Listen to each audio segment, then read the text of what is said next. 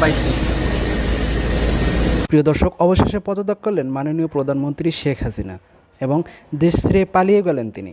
আর ঠিক এমনই একটি হেলিকপ্টারে ভিডিও ভাইরাল হয়েছে সোশ্যাল মিডিয়ায়, যে ভিডিওতে দেখা যাচ্ছে শেখ হাসিনা এবং শেখ রেহানাকে আর্মির কিছু লোক হেলিকপ্টারে উঠিয়ে দিচ্ছেন।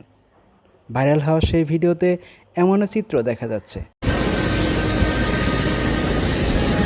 তবে সত্য ঘটনা হলো, শেখ হাসিনা মূলত 1টার দিকে গণভবনে গিয়েছিলেন এবং 1টা 15-তে তার পদত্যাগপত্র জমা দেন রাষ্ট্রপতির কাছে।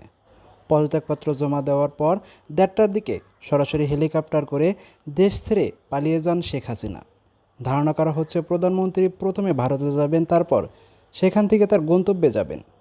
আর ভাইরাল হওয়া সেই ভিডিওতে ঠিক এমনই একটি চিত্র দেখা যাচ্ছে। প্রিয় দর্শক, অবশেষে সকল জল্পনা কল্পনার অবসান ঘটিয়ে পদত্যাগ করলেন প্রধানমন্ত্রী। আর ঠিক এই বিষয়টি আপনি কিভাবে দেখছেন? আপনার মতামতটা অবশ্যই জানিয়ে দিন কমেন্ট করে নিচের কমেন্ট বক্সে।